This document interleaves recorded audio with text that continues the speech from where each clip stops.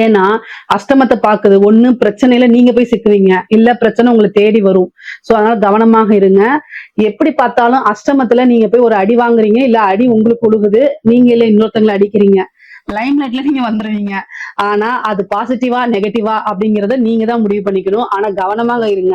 இந்த அரசியல்வாதிகளுக்கு ரொம்ப சூப்பர் அப்படின்னு நான் சொல்ல மாட்டேன்.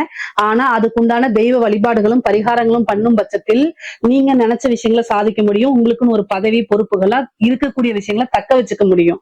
பொதுவாவே தனுசு ராசியை பொறுத்தவரைக்கும் ரொம்ப ரொம்ப அற்புதமா இருக்குது.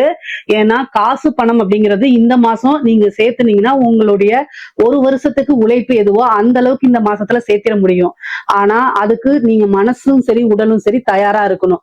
இதுக்கப்புறம் பாத்தீங்கன்னா மருத்துவ விரயங்கள் இருக்கு. ரொம்ப கவனமாக இருக்கணும். ஒரு சர்ஜரி, வண்டி வாகனங்களுக்கு நிறைய செலவு பண்றது, ஒரு இன்சூரன்ஸ் மாதிரி போட்டு வச்சுக்கோங்க. அதுல கிளைம் ஆயிக்கும். பொதுவாவே பாத்தீங்கன்னா இளைய சகோதரன் வழி ஆதரவு தெரிவிக்குங்க. உங்களுக்கு உண்டான சொத்தை பிரிக்கும் போது பிரச்சனைகள் வர்றதுக்கு உண்டான அமைப்பு இருக்கு. சகோதரன், இளைய சகோதரனாக இருந்தாலும் சரி, மூத்த சகோதர வழி இருந்தாலும் சரிங்க. பொதுவாவே அவங்க கிட்ட ஒரு இணக்கமான சூழ்நிலைகளை ஏற்படுத்தும் போது அது உங்களுக்கு நிறைய நன்மைகளை சேர்க்கும். உறவுகள் வழி ஆதாயங்கள் உண்டு. தாயாருக்கு உடல்நிலை பாதிப்புகள் இருக்கு. தந்தை வழி சொத்துக்கள் சேர்றதுக்கு உண்டான அமைப்புகள் இருக்கு. பொதுவாவே தனுசு ராசிக்கு ரொம்ப ரொம்ப அற்புதமான பலன்கள் தான். இதுல ஏதாவது சந்தேகங்கள் இருக்கு அப்படின்னா கமெண்ட்ஸ்ல கேளுங்க. கட்டாயம் நான் ஆன்சர் பண்றேன். நம்மளுடைய சேனல்ல லைக் பண்ணுங்க, ஷேர் பண்ணுங்க, சப்ஸ்கிரைப் பண்ணுங்க. நன்றி, வணக்கம்.